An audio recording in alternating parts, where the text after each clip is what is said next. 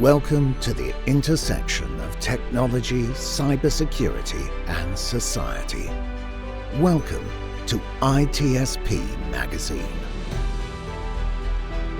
Knowledge is power, now more than ever.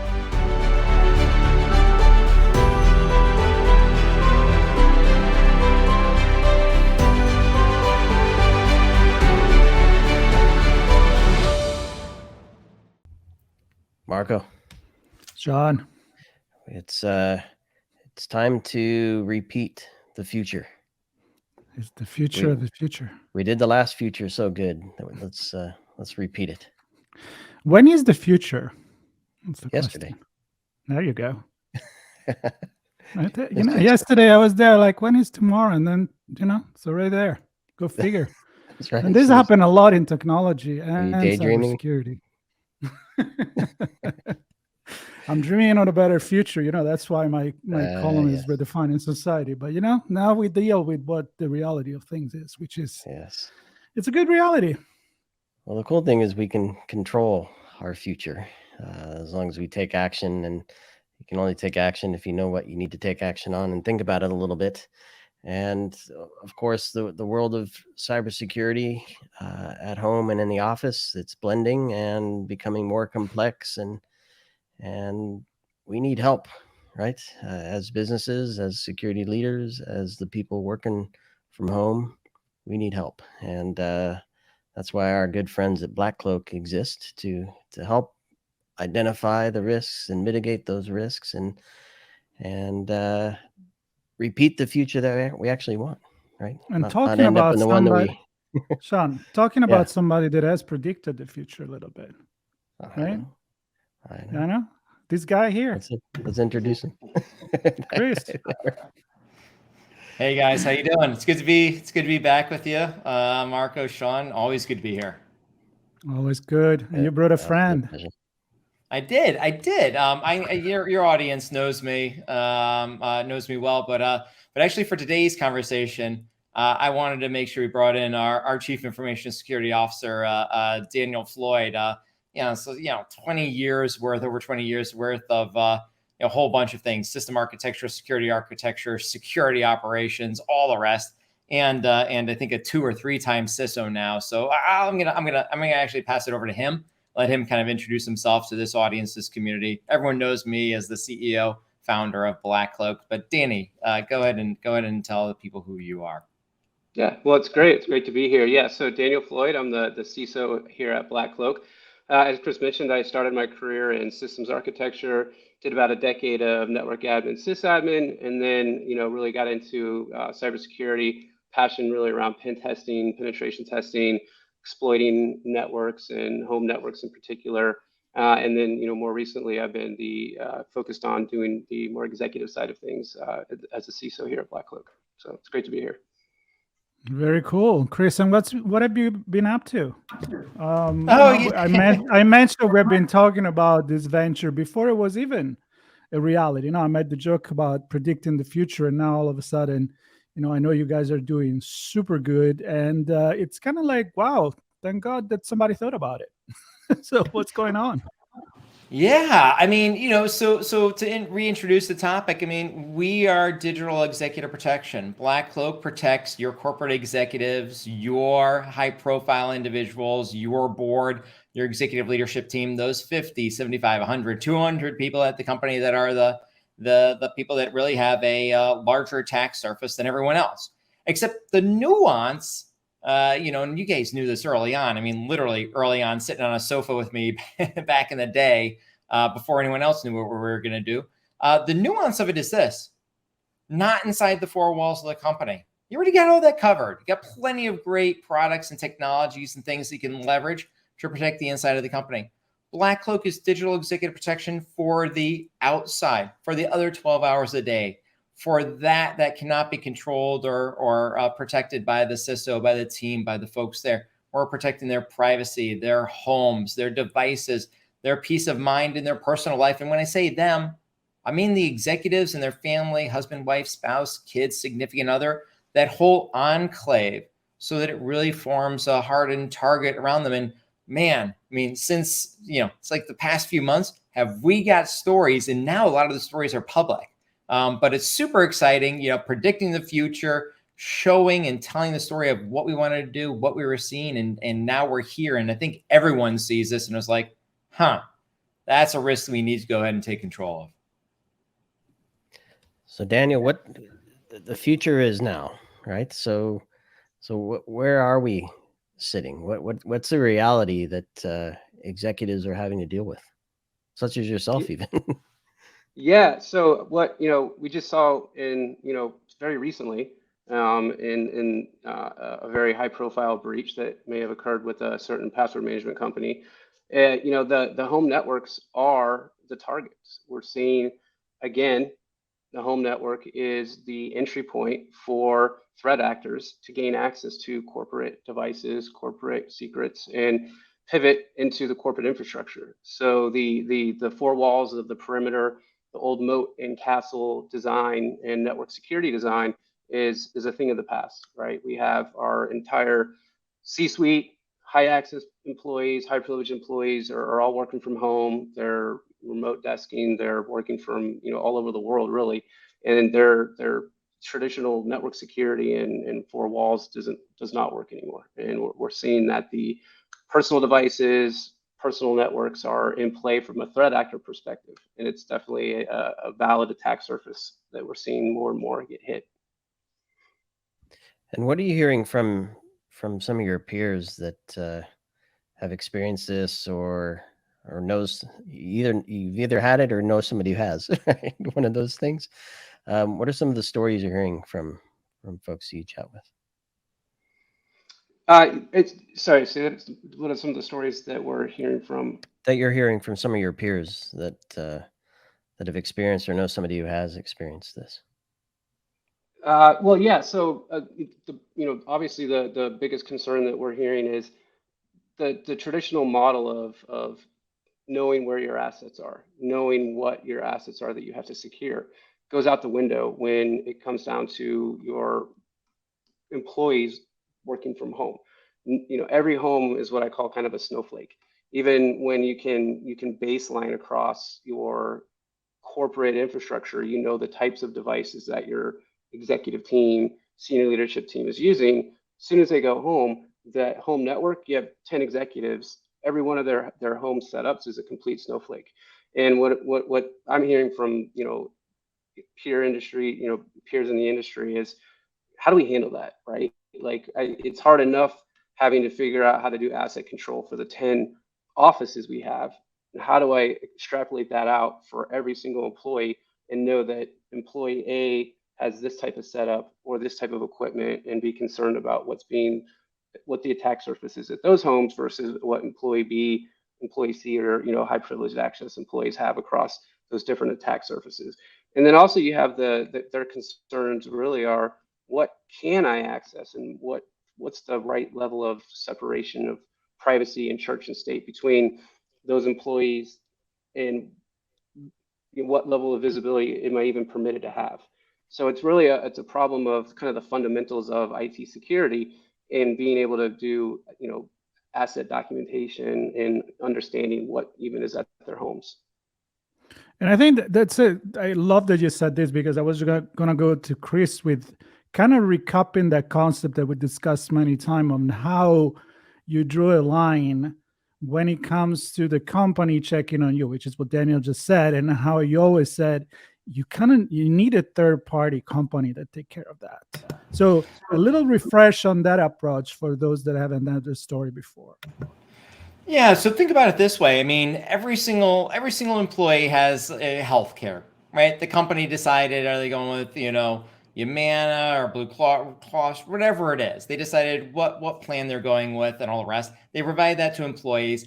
A healthy, happy employee population, even executive team population, might have the Mayo Clinic, whoop-de-doo physicals and extra special, air care there. But they've decided that they want healthy employees, that the health and wellness there in their personal life will transcend back into the company, right? If the CFO is not dropping dead because of a heart attack or a stroke, then you're going to have a much better corporate plan and corporate vision. But you have to have a shim. that you can't do it yourself. You, the company, can't actually have your own pool of doctors that you employ to go to their homes and do that. It's got to be separated. Same thing on the cyber side. And we've seen this model in terms of physical security, in terms of healthcare, in terms of a number of different things. And so we basically took that same model that says, hey, your executives are being targeted. Nobody cares as a hacker or a nation state. Nobody cares that they're in their personal life. It's even better, even easier to hack them there. Instead of $100 million worth of cybersecurity, we get $5 of cybersecurity we have to contend with. And so what we do is this. We take over the other 12 hours of the day. We never touch a company device, company server, company email. We never ever set foot inside the company. We have no data risk whatsoever to the company because we have none of their data. We're keenly focused on the executive, their family, and all their personal devices, all their personal addresses, phone numbers, the data broker, all of that information externally, and all their personal homes. Let us secure that. What I hear from CISOs each and every day and from other partners we have is, man, this is a pain. I don't want to be on the phone with the CEO's husband or wife. I don't want to be on the phone with the CFO's significant other. It's not a good position to be in. And I don't want my team's time being wasted in an environment we have no control over, no controls in, and don't really want to see any of that personal information whatsoever. We want to protect their privacy. We want to reduce our risk. We don't want to have the pain of handling it. And we don't want to have the expense of hiring 5, 10, 20 people to run round the clock shifts to go monitor our executives.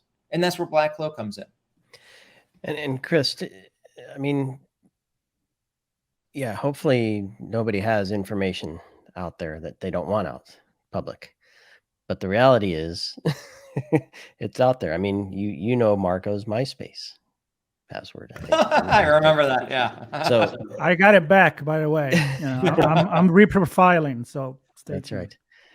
So I guess my point is that the company doesn't want certain people in their data space, but the reality is their executives and high profile leaders have their information out in the public through their home network. And if you can get at it, so can the bad actors, right? So can the cyber criminals. So talk to me a little bit about that, and because it's not just breaching a system, which again, if there are little to no protections, that's one thing, but there's phishing and business email compromise and a bunch of other things that uses information that's public, right? Yeah. So when you think about it, the executives are out there and they're in public purview. They're supposed to be. That's what they're paid for. Same thing with the board and some of the executive team leaders. Those individuals have an attack surface that is massively large. People know what address they have, what their cell phone is, what their home phone is, what their email address is. You can't remove it 100%, right? Nothing's 100%, but you can greatly reduce it so you mitigate some of the risks. But because of that, it means that their devices, it means that their personal email that you might be able to, get to and send a phishing email to, or their personal cell phone, you send a personal phishing message. It means that you can reach out and touch them and cause real world harm on those devices. It might be a financial risk to them. It might be a, extortion or a ransomware risk to them. It might be that they actually compromise those devices to get into the company. So any one of those things are issues or a reputational risk. Let me give you two salient points. Twilio and Uber, right? Just this summer, right? August and September, hacks occurred, and they happened because the cyber criminals targeted the personal cell phone number in Uber and Twilio, and in one, they targeted the personal email addresses of key employees at those companies. They sent them a flood of, hey, you have to go ahead and verify dual factor, verify dual factor, verify dual factor, just kept on flooding them. At some point in time, some employees clicked on the dual factor verification. They already had their username and password from deep web, dark web, and it enhanced it. And so as a result, the cyber criminals were able to sign in as an actual employee, that employee that they took over, and get into and across the entire environment. Probably a number of controls on the inside that didn't work as effectively or as well planned because they basically got access to everything.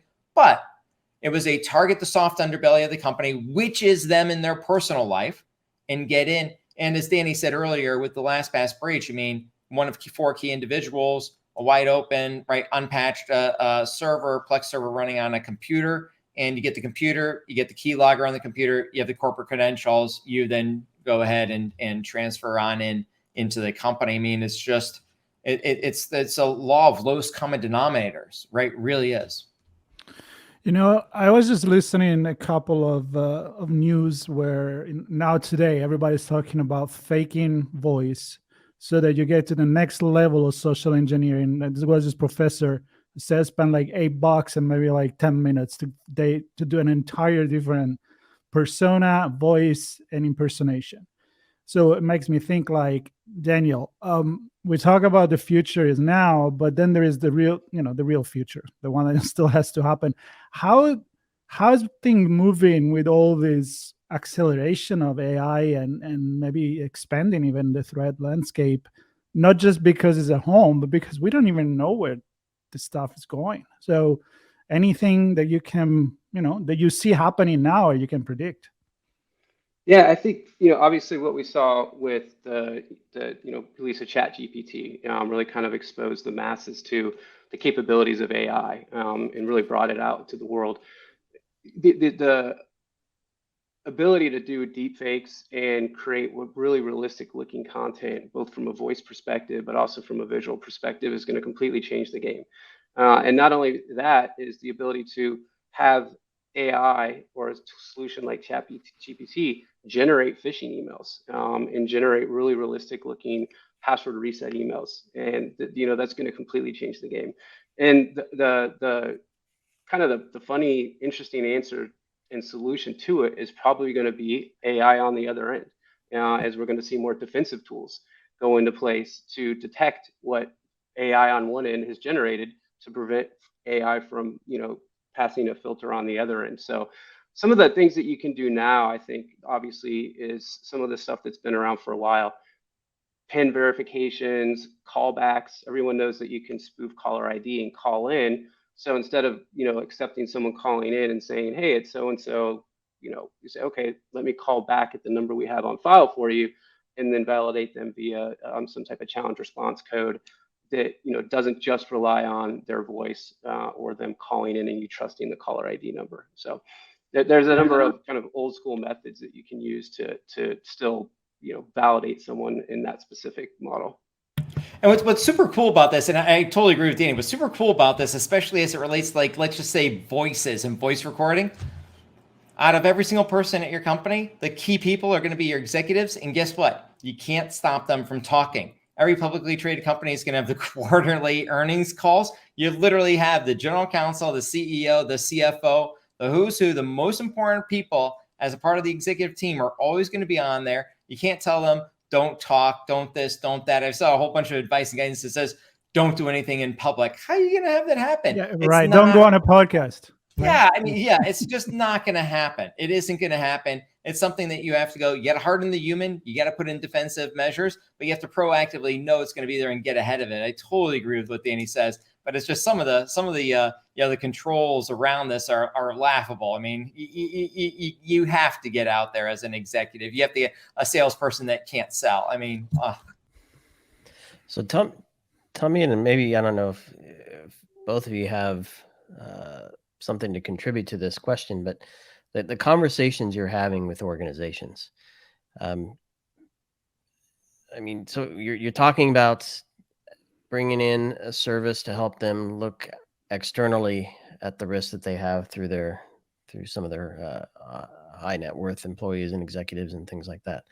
How do those conversations go, Chris? I mean, who are you speaking to, and kind of where does this fit into their overall program? And then maybe Daniel, you can kind of speak to, well, how does that fit into maybe security management and security operations, wherever those connections are made. So, I mean, when we take a look at things overall, right, digital executive protection is executive protection, but it's the ones and zeros of it, right? So there's already models for it. When we're inside talking to folks at companies, we might be talking on the physical security side, the digital security side of it. We may be talking with general counsel, HR. We may be talking with the CEO directly because they're the ones that are being impacted the most by it. It's one of those things where the resounding call is we don't want to do this ourselves. We don't want to get involved in this. We want it. We recognize and realize it's a problem.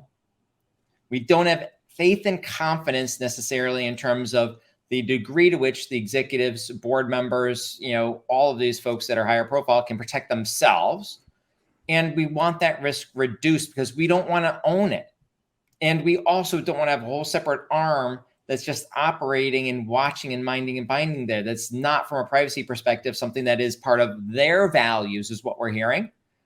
And it's most certainly not part of ours. And so that's how a lot of the conversations start. And once you get to the what do you do, and more importantly, what don't you do, how you don't, right, harness any of their information, you're remaining privacy secure and privacy agnostic, and really shrinking that totally. I mean, those are conversations that they love to hear. And at the end of the day, that's fine.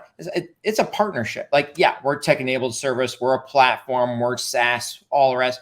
At the end of the day, we're a relationship. We have a relationship with the CISO, with the champion, with the executives, with the EAs.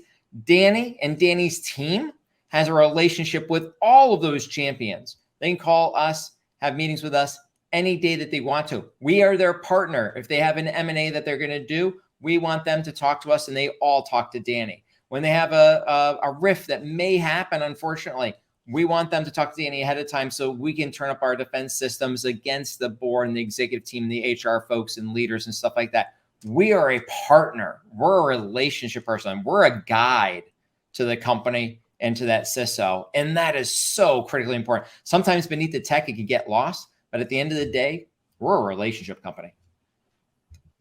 Yeah, and I think to capitalize on that, one of the, I'm in a number of conversations and calls with the CISOs and the security leaders of the organizations. And, one of the common comments that I hear is, I have a trained staff. We've trained this InfoSec team on our equipment, on our technology. And to my point earlier is, we don't know what's at our employees' homes, our senior leadership team's homes, and nor do we necessarily want them to be trained on those toolings. We've brought them in and trained them on, our specific EDR, our specific platforms. They may be Active Directory joined Windows computers with, CrowdStrike running on them and Cisco, networking equipment.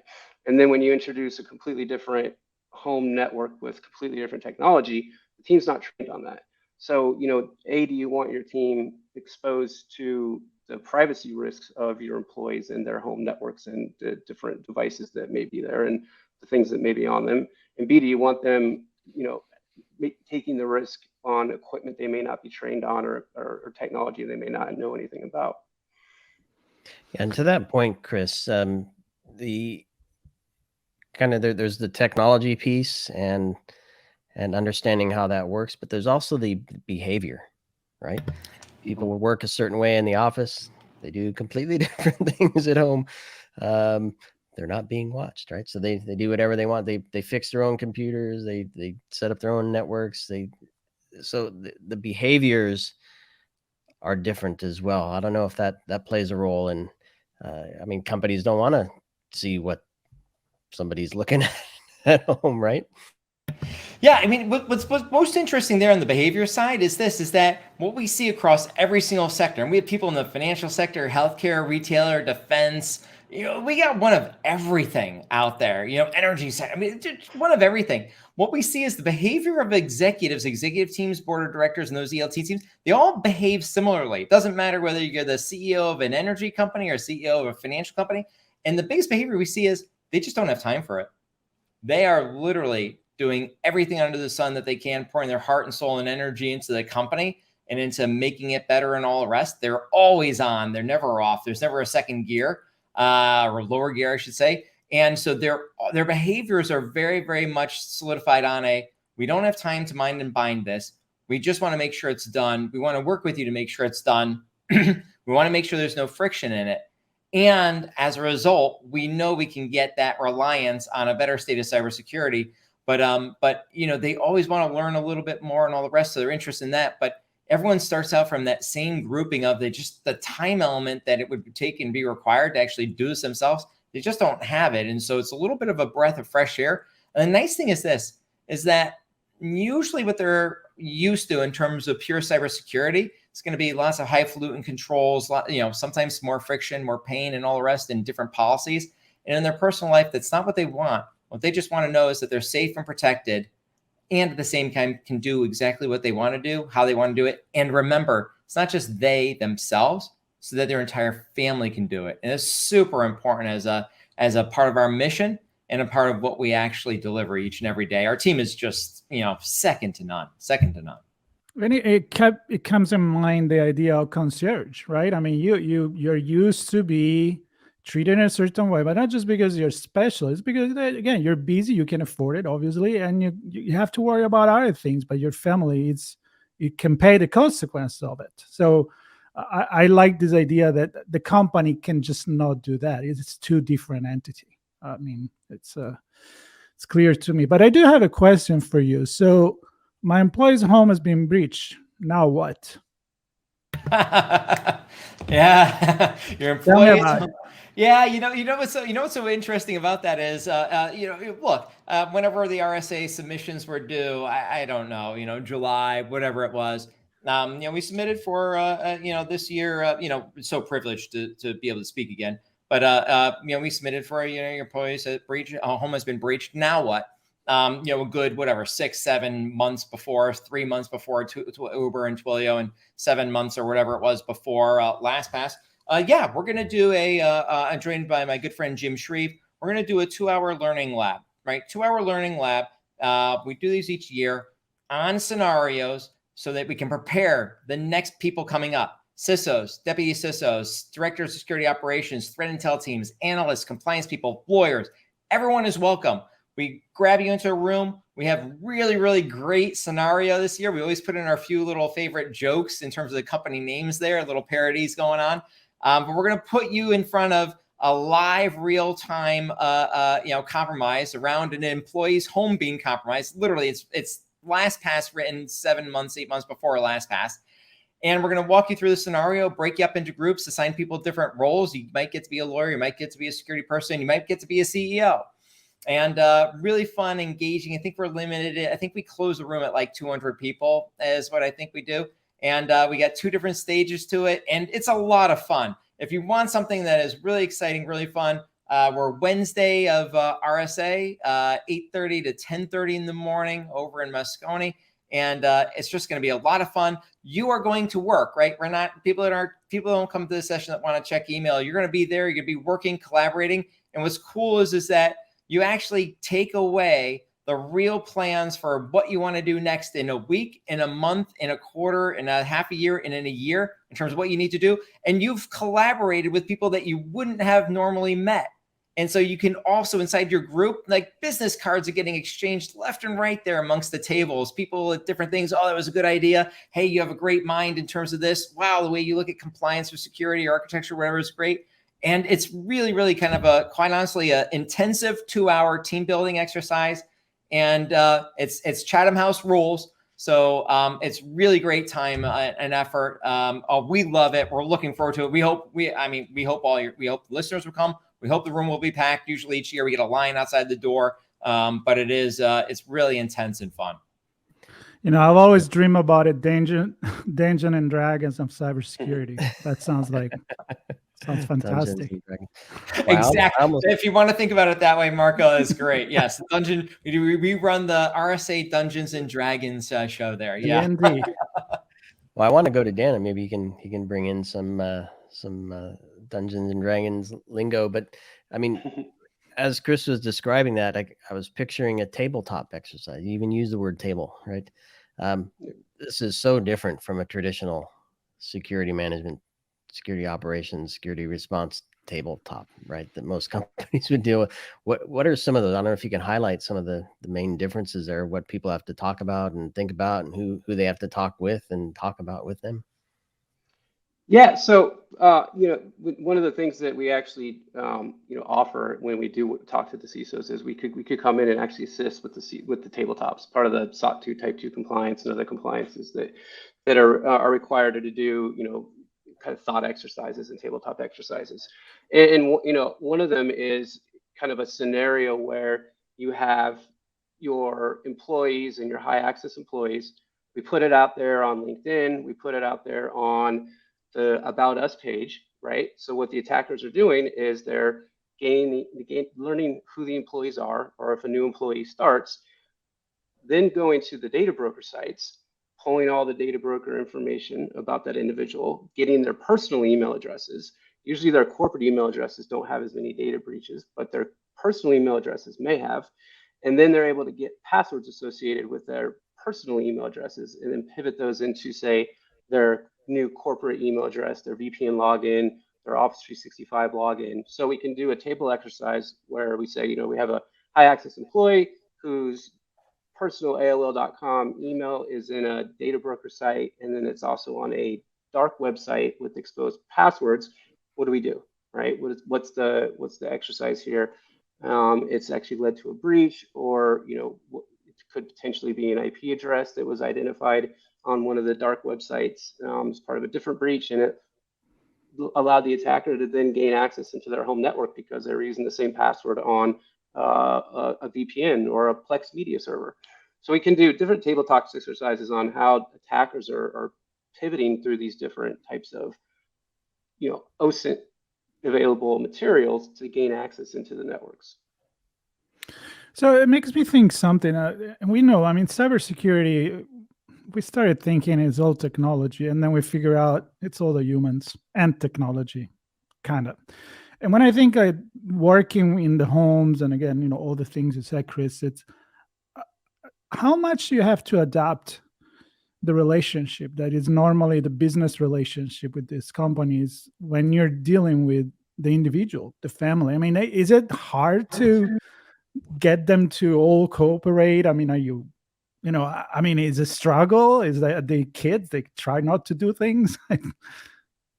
Yeah, it's a really, really good question. When I said relationships early on, I really did mean it. It's like literally right from the start, as part of BlackCloak, we have a kickoff call with that champion, that CISO, their team.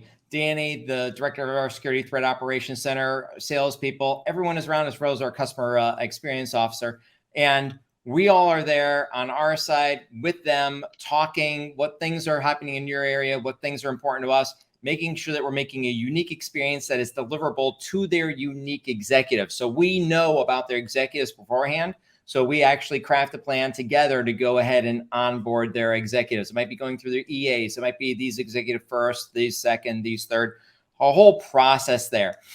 A lot of what companies actually do is they end up protecting the entire family, because if you have one sick kid in the household, everyone else is going to get sick. Same thing if you have one virus-laden, malware-laden computer. Well, guess what? You're probably going to have an issue on the other computers and on the network.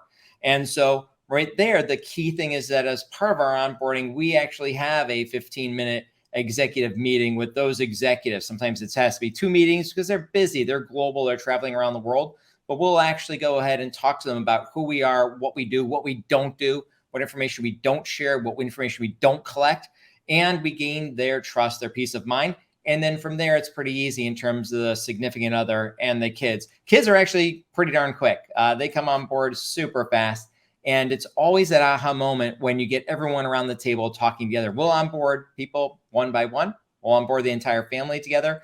It really depends on that relationship with the CISO and knowing their executive team and helping us make sure that the onboarding process goes smoothly. There are no onboardings that are the same as the next one. Everything is handcrafted for that environment, for those people, down to literally each individual person. Are they technologically savvy? Do they have certain weak points, strong points, all the rest? Danny's team and Ingrid Gliatone, our chief experience officer, they just top notch in this area, and our corporate account manager as well, just top notch. And is there, I don't know, different environments, more difficult, different industry executives, different, and I guess what I'm really thinking is more of a mindset. Yes, there's a technical piece there, but do most, or what's kind of the ratio of, I know I have a problem, or I think I might have a problem, or not me, I don't have any problems. And for those, how surprised are they when they find out that they do? But I don't know. And Danny, maybe you could go back and forth with me on this a little bit. But I would say this is that by and large, all the sectors behave the same, right? Executives behave very much similarly. I would say more so, general counsel behave in the same manner, CFOs behave in the same manner. So there's more parity among kind of the class of your job role, so to speak, in terms of how you actually behave. Within that subset, what's really nice about what we do is we start with our intelligence piece and our intelligence engine, gain their trust immediately. And so, people aren't back on their heels. People are leaning in when they're working with BlackCloak, and we can show them and tell them what we can really do and immediately fix. It's got to go beyond that risk assessment mentality of, oh, here are your risks, or here's the bad stuff we found, or that stuff doesn't play so well. What's more important, and where you immediately gain the trust, and it becomes a, wow, I didn't know I had that. Wow, I didn't know that my email had logins from Russia. Wow, I didn't know that there was a separate DNS entry on my computer and it wasn't me. These are the things that immediately gain their confidence and really show them the value early on. Obviously, the CISO gets value, right? They're getting value, but making sure the executives understand the value that they get is super important as well. I don't know, Danny. Yeah, I think that you have some of the different types of individuals, right? So anyone who's ever been a victim of a cybercrime, whether they've had their email breached or some type of financial fraud, they usually get it right away. They understand the importance of cybersecurity. For people who don't necessarily get it because they're not as technical, or they've never experienced any type of incident or event, sometimes it's a little bit of a more tough. I won't really call it a sell, but it's a tougher explanation to say why they may be at risk. But usually once we meet with the team and we can show them the amount of data that's available out there, or even just show them some of the things like how much location data that your phone is sharing and what's available, just by showing them certain settings on the phone, lots of light bulbs go off, right? They're like, oh, wow, I did not know that my phone could know this much about everywhere I went, or it was tracking all my favorite locations. Another example of that is a lot of people don't understand how important it is to secure their mobile carrier, right? So their Verizon login, their AT&T login. Who cares if they can access my Verizon account? Well, then you show them what's available if someone gets access to your Verizon account. Everyone you've talked to, all your call logs, all your text logs, if it's been over SMS, the ability to port out your phone number, the ability to do a SIM swap. Once you explain that to them and show that to them while you're securing the account with them, it really changes their outlook and how they realize that this stuff is much more important and much easier to attack than what they thought it was. And I want to key in on a word Danny said. It was really short word, 4 letters, show. Can't tell, right? Executives don't want to be told. They are smart individuals that are, right, exceedingly smart in what they're doing, capable, accomplished, all the rest. When you're able to bring them in so that everyone's on the same side of the table and able to show them the risk, show them the value, show them the harm, that's when the magic happens. That's when you gain their confidence. That's when you become their trusted concierge. It's that show, and it's got to be that way. And so speaking of that, and looking at the different roles that both of you kind of touched on, and I'm going back to your session at RSA, Chris, what kind of folks do you really want in that session? The 200 people there, who do you want? And you want the legal and the ops and the HR, and who do you think you can get, and why does that matter to have a mix? Yeah, what we want are, first and foremost, we want people that are wide awake at 8:30 a.m. with all the alcohol out of their system. That's number one. Number two, we want people that are interested in the topic, that actually say, hey, this is an interesting topic. It just so happens that a few weeks ago, we read a story from about LastFast where this is true and it's happening. Maybe I should update my risk registry. Maybe I should come think about this differently. Maybe I should engage in a 2-hour tabletop learning lab session where we actually go through a real scenario and learn something, bring something back, all the rest. Quite honestly, we want some people from cybersecurity in there. We want some people on the infrastructure side. I want some people from compliance, from legal. We want people across all different spans. We want people at all different not ages, but all different types of levels of sophistication and expertise, and then places in their career. We actually do a really good job of making sure that room is always diverse. So we want people that are genuinely interested in this topic and bringing something back special to their organization, saying, hey, have you thought about this? Last year we did a cybersecurity Jenga one, or a cybersecurity Jenga, and we did third-party supplier risk. And this was actually before the third-party supplier global supply chain hacks that actually happened. Once again, kind of predicting the future. I don't know if you guys remember it back. It was back in, you remember when the guy landed the drone on the White House lawn? We actually had put in for the speech, and it was 2 weeks before RSA. We did a, hey, drone legal and security issues. And then the guy lands the drone on the front lawn of the White House, packed audience. So we do a really good job of that. We just want people that are there that are excited, energetic, want to learn something new, want to collaborate. This is a laptops down, email down, get into the fray, learn something, debate, discuss, we just want people that are energized about the topic. Which you would hope that if people are up at 8:30 at RSA, they are interested in the topic to start with. Plus, you predict the future, so I'm expecting you give them lottery ticket numbers so they can win. Well, I don't know. Give it a go. If I think I'm going to be good at that, I might keep that one to myself. We'll share the cybersecurity knowledge. I might keep that one to myself. Fair enough. Well, if you can repeat the future, you may as well. There you go. You can use it and then share it and let somebody else reuse it. But in all seriousness, just think, if you go to this session, you get to meet Danny, right? I'm assuming Danny's going to be there. Oh, we'll have a bunch of people there from BlackCloak. So there'd be a good number of people to meet. But in and around RSA conference. My friend Jim Shreve from Thompson Coburn will be there. He and I partner. We do these together in a non-solicitous fashion. We're always there, kind of getting ahead of the curve. What is late breaking? What is new? What is something that actually is going to be something you haven't heard before? And like I said, we've been pretty darn successful on those topics that just somehow, knock on wood, seem to come to the forefront. Yep. Super cool. Yep. Yeah.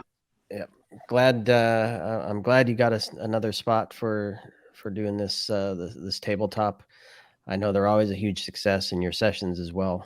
We've had the privilege of talking to you over the years about the different topics you've brought to bear, and I mean, always educational, always informational, and most importantly, actionable. Right. So Chris and Danny, it's great to have you on. There'll be links in the notes to connect with both of you, link to your session at RSA conference, link to BlackCloak. So if those who can't make it can still find you and all the good stuff that you're doing at BlackCloak to help secure the executive at home. Yeah, no, I appreciate it. It's always good to see you, Sean. Always good to see you, Marco. And I'm glad Danny got to experience some of this here with us today. The team's phenomenal and knocking them dead. Absolutely. Another story with you guys with BlackCloak. So we are very excited. And Sean, this is part of our conference coverage. So, we encourage everybody to check out what's going on. A lot of new things. We had a conversation with some of the organizer. It's already up on the website, so you can check it out and get a preview of what's going to happen this year. And of course, meet Chris, meet Daniel, meet Sean. The theme is never together. mind me. I'm not. Never mind you. No, Never mind you. I'm not Better much together. to meet. Better together this year is the theme. So Exactly. Yeah. we'll follow Absolutely. that for sure. All right. Thanks everybody for listening, and we'll see you online or in San Francisco or wherever you might be. Absolutely. Thank you.